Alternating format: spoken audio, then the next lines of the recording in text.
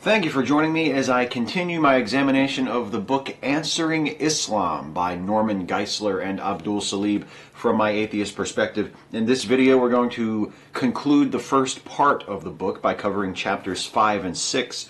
So let's begin with chapter 5, the Qur'an. Geisler and Saleeb begin by describing the Qur'an's place in Muslim theology. They say, quote, "Although belief in all divine scriptures is a major Islamic doctrine, for Muslims, the Quran holds such an incomparable place among other revealed scriptures that it demands separate treatment." The way in which, the degree to which Muslims, especially devout Muslims, revere the Quran really has no parallel in other major world religions. And since they mention in that quote Islam's acceptance of other scriptures, it should be noted that Islam accepts certain scriptures that came before it, just as Christianity does. Most of the Christian Bible consists of the Tanakh, or what Christians call the Old Testament, but neither Christianity nor Islam, nor Judaism for that matter, acknowledges the legitimacy of scriptures that came after the closing of their own scriptural canon. Muslims may be taught to place some value in the Christian or the Jewish scriptures, but I'm pretty sure that most of them agree with me that the Book of Mormon is full of shit. Each religion claims for itself the privilege of having received the final revelation from God. So, where did the Quran come from? How was it compiled?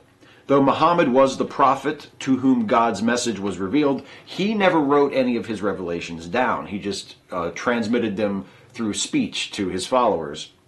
And while Muhammad was alive and functioning as the messenger of God, no one seemed too concerned with recording his revelations in any sort of coherent way. After Muhammad died and his followers determined that with his death the revelation of God was now complete, then there came to be a demand to collect his teachings in written form so that it could be preserved and also passed around to a wider and wider base of followers. According to Muslim historians, Muhammad's sayings were memorized by his most devout followers, who then used these memorized teachings to inform their private meditations or their own public preachings, as they also went out to spread Islam. Muhammad also had scribes who wrote down his revelations, but these revelations weren't done in any sort of, they weren't written in any kind of an orderly way, and they weren't collected in any sort of a cohesive volume. They were just sort of scribbled down on paper or whatever was handy, according to the tradition.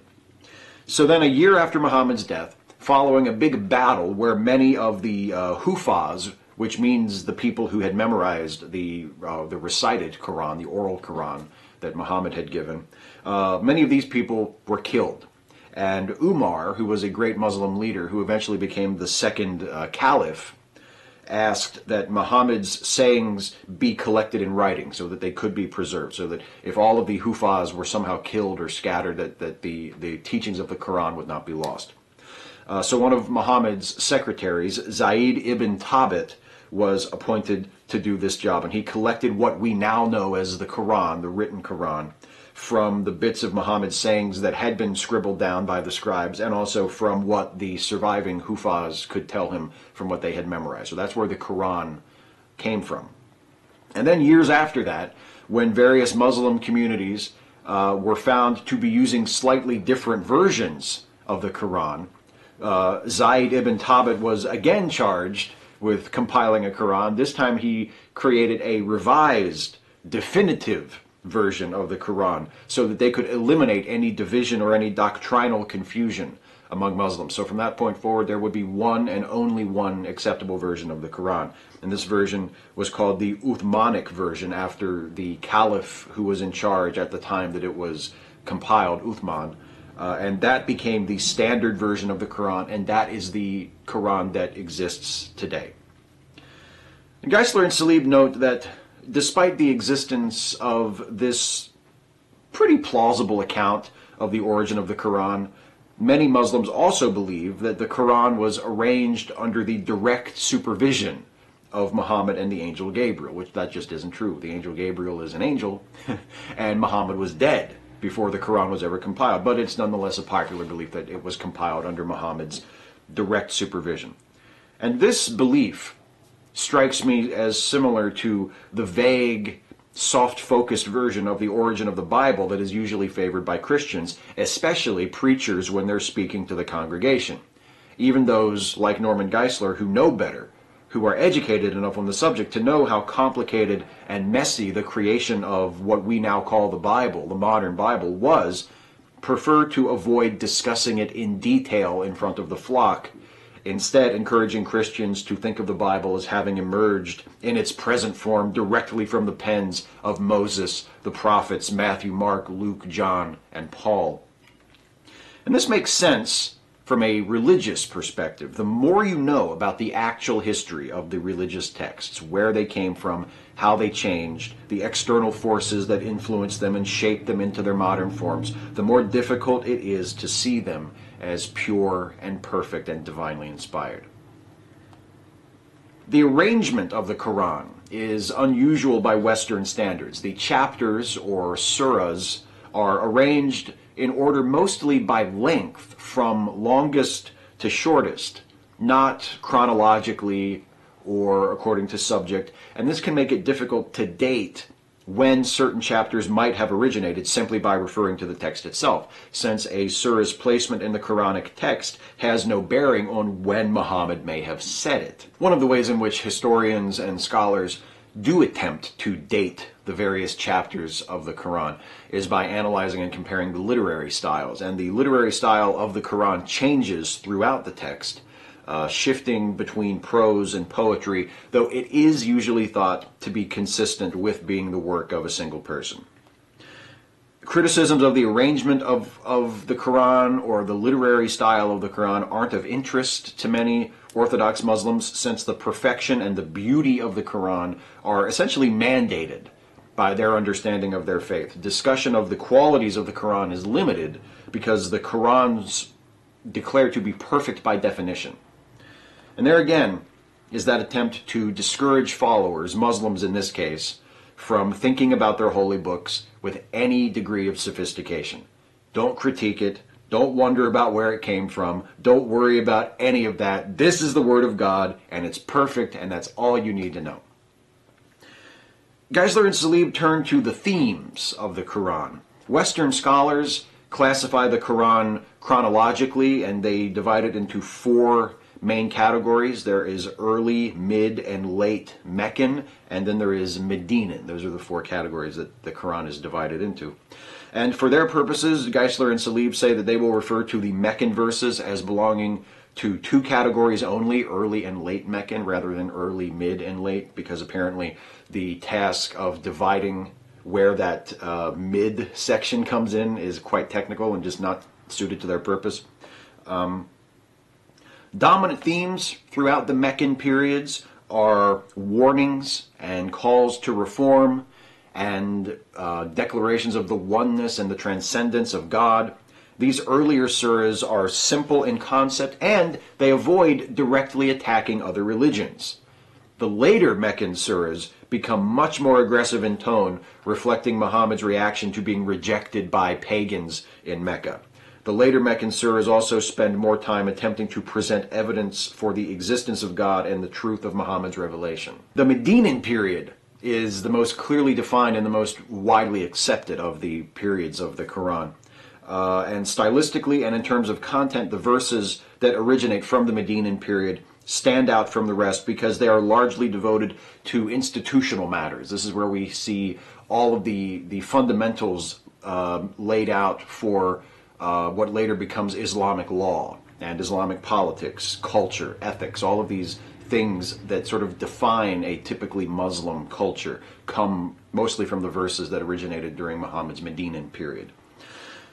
The surahs from this period also include the most explicit denouncements of Christianity and Judaism. During the Medinan period, Muhammad also revised some of his earlier teachings. In Mecca, for instance, he had claimed that he was the first prophet sent to the Arabs by God. In Medina, he taught that Mecca had actually been founded by Abraham. and that the pure religion of Abraham, which was not Judaism or Christianity, but the true religion of God, the uncorrupted true religion, was the same religion as that which Muhammad was now advocating, Islam. This revision is cited by the authors as an example of the Islamic doctrine of nasikh, or abrogation. And this means that earlier verses of the Quran can be superseded by later verses. This allows for contradictions to be reconciled and for problematic verses to be disregarded without sacrificing the belief in the authenticity of the Quran. Now, there is still disagreement among Muslims over which verses are abrogated by which other verses, which is why Muhammad should have just turned on track changes to avoid all that confusion, but he didn't, I guess. Despite that, the basic idea is a fairly brilliant one, I think, and perfectly consistent with Islam in general, which presents itself as an abrogation of Christianity and Judaism. Muhammad learned a lesson that served not only himself, but prophets who sought to emulate him, like Joseph Smith and his successors in Mormonism. A prophet should be able to revise his message without compromising his religious authority. Hence, abrogation and the notion that God's revelation is progressive. It doesn't really line up with the notion of a perfect God. Why would God reveal his message in such a way that would require later revelations to contradict earlier ones? Why not just prevent any possible confusion and get it right the first time? But from the standpoint of a prophet, it makes perfect sense. So long as you make it clear that the progressive revelation stops with you or your church. Muslims revere the Quran in ways that non-Muslims often find difficult to understand. The closest analogy to Christianity would not be the Bible, but Christ himself. Muslims view the Quran as the literal Word of God. As Geisler and Saleeb describe it, quote, "Whereas in Christianity, in the beginning was the Word, and the Word became flesh, in Islam, in the beginning was the Word, and the Word became a book." Which, you gotta admit, makes more sense if we're talking about words. The Quran describes itself explicitly as a guide for how to live according to God's will. The Quran is the ultimate revelation of God's Word and the ultimate demonstration of His purpose for humanity. Again, a role which is taken in Christianity by the person of Christ. The Quran is seen in itself as a miracle. Muhammad called the Quran, which at the time was merely his spoken revelation, his only miracle. The Quran itself is often viewed as the only evidence necessary for the truth of Islam. Geisler and Saleeb briefly describe 8 common arguments for the miraculous nature of the Quran, which they will explore in more detail later in the book. The 8 arguments are the Quran's uniquely beautiful literary style, the illiteracy of Muhammad himself, which means that his revelation must have come from a divine source because he himself was not educated, the perfect preservation of the Quran, the prophecies contained in the Quran, the unity of the Quran, the scientific accuracy of the Quran, the mathematical structure of the Quran, and the lives that have been changed by the Quran. Since Geisler and Saleeb intend to return to these arguments later in the book, I won't spend too much time responding to them here. I'll just observe that these arguments for the miraculous nature of the Quran sound very similar to arguments that are made by Christian apologists who are attempting to make the case for the Bible being the inspired Word of God. The authors of the Bible couldn't possibly have written this without God's inspiration. The Bible has been preserved and brought down to us through all these centuries. The Bible contains divine prophecy. The Bible is a single cohesive story told by dozens of authors writing across hundreds of years. The Bible is scientifically accurate. The Bible has changed people's lives. The same claims, and just as preposterous when made about the Quran as when made about the Bible. The Quran's beauty and style, as I mentioned in the previous video in this series, is a matter of opinion, and therefore can't be used as evidence of anything other than the taste of the person holding the opinion. You can mandate the beauty of the Quran as a matter of dogma, but I don't see how it's supposed to be persuasive to people who don't already accept the truth and the authority of Islam. the most powerful Muslim cleric who ever lived could say, I decree by the authority of God himself that the Quran is the most beautiful book ever. And I, or anyone else, am still free to say, I disagree. Because it is a matter of opinion. And the claim about how perfectly preserved the Quran is strikes me as odd, considering we just read in this chapter about how the Quran was revised shortly after it was originally compiled, because within just a few years, so many variations had begun to appear in the different Muslim communities. And this seems to demonstrate that the reason the Quran has been so well preserved since that initial revision is not a miracle, but the careful oversight and control of clerical authorities, which have made sure that variations from the standard version of the Quran were never allowed to find wide acceptance. As for the rest, I'm by no means a Bible scholar, and my knowledge of the Quran is far, far, far less extensive than my knowledge of the Bible. But something tells me that the claims about the Quran's miraculous scientific and mathematical accuracy and its prophecies will turn out to be just as suspect as the equivalent claims about the Bible. What I'm really interested in seeing is how Geisler and Saleeb, who are Christian apologists, will argue that the Quran is not the perfect miracle that devout Muslims say it is, but rather quite obviously a product of human imagination and effort, without simultaneously demonstrating that their chosen holy book, the Bible, is exactly the same thing. If you're a fan of blaring cognitive dissonance, stay tuned, because I think you're going to be in for a treat when we get a bit further into this book. Well, that's it for Chapter 5. Moving on now to Chapter 6, Endtimes and Salvation. Like the Abrahamic religions that came before it, Islam has something to say about the eternal fate of human beings. The ultimate goal of Islam, so it is said, is to help people escape eternal punishment and find salvation by living according to God's will. Geisler and Saleeb say, quote, "The beginning messages of the Quran consist mainly of warnings about the horrors of the coming day of judgment. People are challenged to live righteously in view of the fact that one day they will be held accountable for their actions. Indeed, in a very real sense, the doctrines of eternal salvation or damnation constitute the central theme of the Quran." And in this way, as in so very many others, I find Islam to be no different than Christianity. They both have the exact same hook. You're doomed. When this life is over, you will face judgment for all the wrongs you've done, and you will come up short. You can't hope to live up to God's perfectly righteous standard.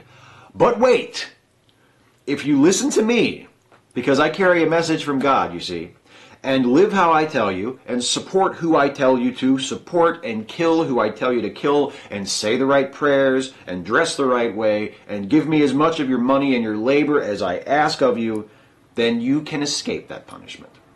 You can be pleasing to God and live in paradise forever. I can't promise you those things in this life, although sometimes I will anyway, but I can promise it to you in the next life. But this is a limited time offer, so act now. If you don't take the offer before you die, your fate is sealed, even though you continue to exist as a conscious being, so forcing you to make the right decision before your brief, limited, confusing physical life ends seems not only arbitrary, but incredibly unfair and cruel. But never mind.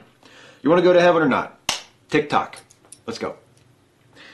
Islam, like Judaism and Christianity, presents history as having happened with an ultimate purpose. Time had a beginning, and it will have an end, and what happens will happen because it's what God has always meant to happen. So, how does Islam organize its afterlife? Well, there are several distinct stages, and pay attention because it gets kind of weird. First, there is death. You die. Angels reach out their hands to you and say, "Yield up your souls," and your soul comes up into your throat, and presumably then comes out of your mouth, although Geisler and Saleeb don't specify, but that only makes sense, right? Your soul comes up into your throat and then it comes out of your mouth to leave your body. I mean, why would it just stay in your throat like an unhocked loogie? It just doesn't make any sense. It's got to be coming out of your mouth. Anyway, So, you go to the abode of the dead, which is also called Barzakh, or also simply the grave. And in your grave, you are visited by two angels named Munkar and Nakir, who tell you to sit up, because politeness is important, and ask you some questions. There is some conjecture on what questions the angels ask you in your grave, but according to Geisler and Saleeb, the most common version of the story is that the angels ask you three questions. Who is your Lord? What is your religion? And who is your prophet? The correct answers are God, Islam, and Muhammad. If you answer correctly, the angels will make your grave more spacious, and they will give you a window through which you can see heaven and smell the smells and feel the winds of paradise. If you answer incorrectly, the angels will open a door to hell in your grave so you can feel the heat. And they will narrow your grave until your ribs are pushed against each other. Nice, huh? So, what's the lesson here? No matter what category of belief or non-belief you fall into, if you die and you wake up in your grave and there are two angels there and they ask you who your Lord is, what your religion is, and who your prophet is, make sure you tell them God, Islam, and Muhammad. The scam might not last forever, but at least as long as it does, you'll get a window. Does this strike anyone else as comical? On the one hand, we're supposed to believe that God is an infinite, all-powerful being. On the other hand, he's not quite ready for the final judgment yet, so you'll just have to wait in your grave until the big day. But we'll make it as comfortable for you as we can. Bigger grave, window, nice breeze coming in from paradise. Just sit tight and be patient. The transcendent and eternal creator of the universe will be with you as soon as possible. Next comes the end of the world, also called the final hour, or just the hour, as in the hour is coming. The signs that the end is coming sound very much like the signs of the end found in Christian scripture and tradition. I guess Muhammad at this point was feeling a little lazy, so he just kind of cribbed it from what he heard from the Bible.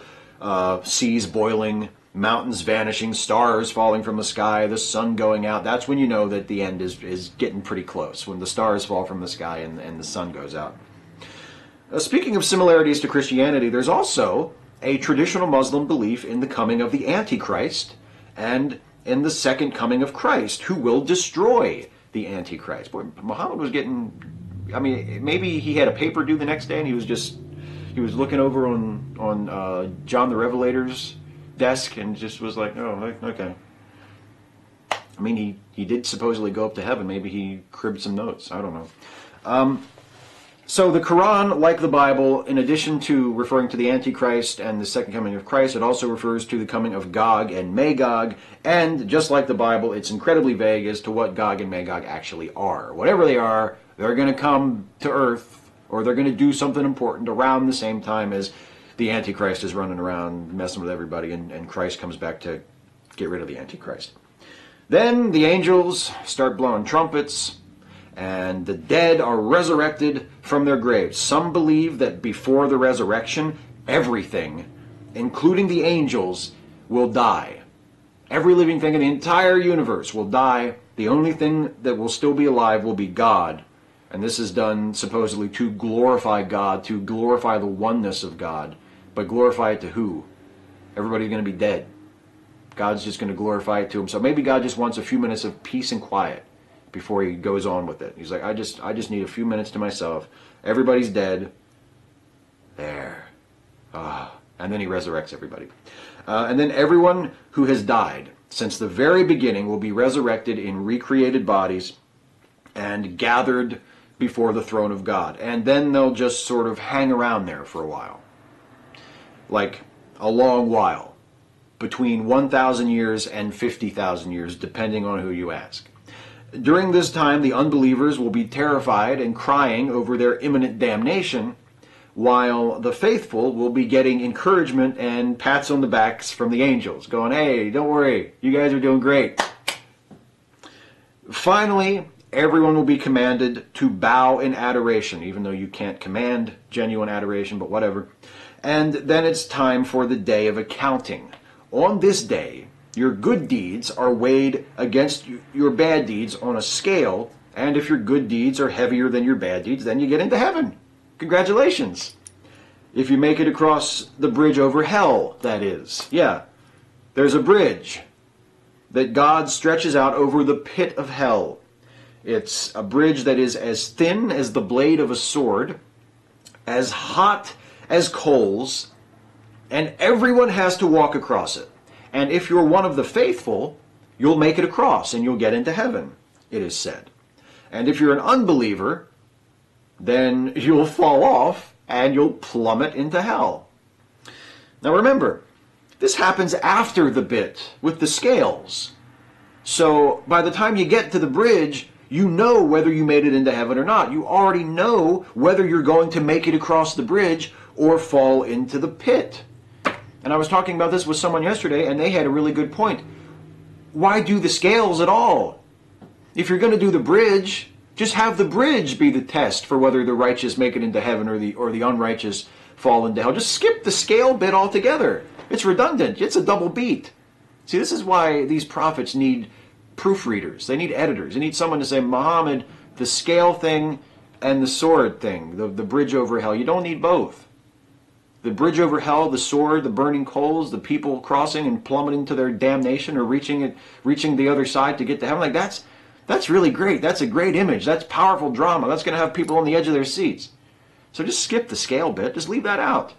And just have everybody walk across the bridge. And the good people make it to heaven and the bad people go to hell. See, you don't need this. You need to clean this up. We need to get this thing moving. I don't want people wasting time standing around staring at scales. Anyway, up until this chapter, I felt as though Islamic theology, at least as described here, came across as far more reasonable than that of Christianity. But this, you have to walk the superheated tightrope above hell bit. I mean, it's very imaginative, credit where credit is due, but it is also supremely fucked up. It's so needlessly sadistic that when Yahweh heard about it, he snapped his fingers ruefully and exclaimed, "Why didn't I think of that?" As for hell itself, the Islamic torments of the damned seem, again, pretty similar to those which are part of Christian tradition. Lots of fire, boiling water, people covered in burning pitch, much screaming and crying, suffering that lasts forever. Sounds horrible, but pretty standard, all things considered. Almost pedestrian after just having been through the stuff with the scales and the bridge.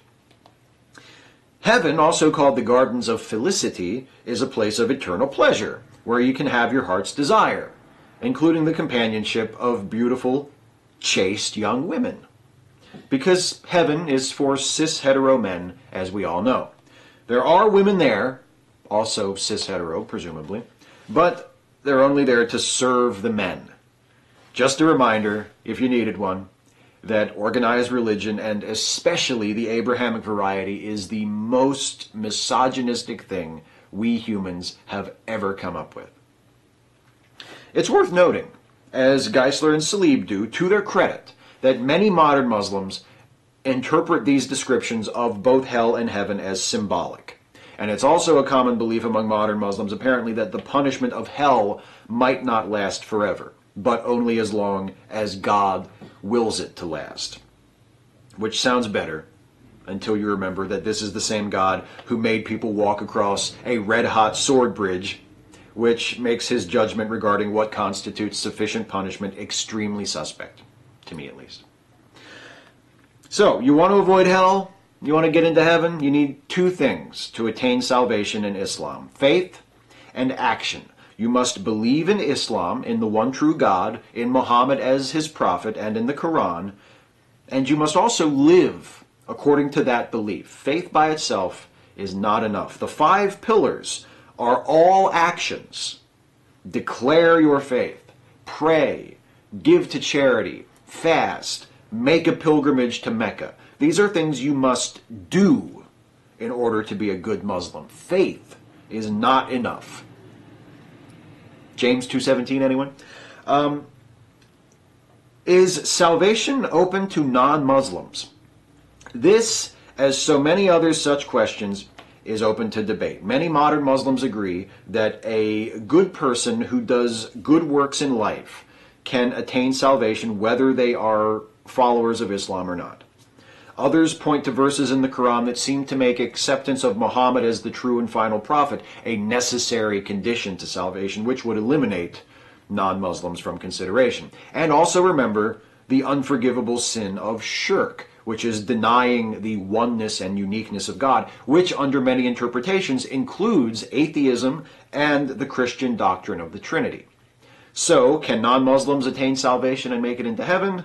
Once again, depends who you ask. Well, that is it for Chapter 6. We have come to the end of Part 1 of Answering Islam. Beginning in the next video is the bit that I, and hopefully you, have been waiting for. That is when Christian apologists will argue against someone else's made-up religion while affirming their own made-up religion. Sounds like fun. Should be good. It will begin in the next video, as I said, with the start of Part 2 of the book, A Christian Response to Basic Muslim Beliefs. We will cover Chapter 7, an evaluation of Islamic monotheism, and Chapter 8, an evaluation of Muhammad. I want to thank you guys, as always, for watching. Please comment on this video. Let me know what you think. Agree, disagree. Tell me if I got something right. Tell me if I got something wrong. Tell me if I went too far. Tell me if I didn't go far enough. Whether you are a Christian, an atheist, a Muslim, whatever you happen to be, I would be very interested in hearing your response to what I've had to say here today and to this book if you're reading it along with me. I also want to remind you to please, if you did enjoy this video, if you enjoy this work that I do, please like this video, share it, subscribe to this channel if you're not subbed already, and also if you enjoy the An Atheist Reads series, if you enjoy this work that I do, please consider supporting this channel through my Patreon campaign. For as little as $1 a month, you can support this channel, support this work that I do, help me to make more videos like this one. You can go to patreon.com/Steve Shives to become a Patreon supporter of this channel. And it's particularly of interest to you who like the An Atheist Read series, because the next milestone in my Patreon campaign has something directly to do with this, because when I reach my next milestone, that is when I will produce brand new, original, high-quality audio versions of the An Atheist Read series, audio podcasts of An Atheist Reads, starting all the way back with An Atheist Reads the Case for Christ, working my way up through all the books that I've done before, not just ripping the audio out of the videos, but original, high-quality recordings made specifically for the purpose of releasing as audio podcasts. One of my most requested projects, probably by far the most requested project that I've ever been asked to do since I started here on YouTube. So when I reach my next Patreon goal, that's when that starts to happen. So if you can afford it and you want to, if it won't be a hardship for you and you value the An Atheist Read series, as I know many of you do, please consider going to patreon.com/Steve Shives and becoming a supporter of this channel. Thank you guys again so very much for watching. I appreciate all of the support in whatever form it takes, and I will see you guys in the next video.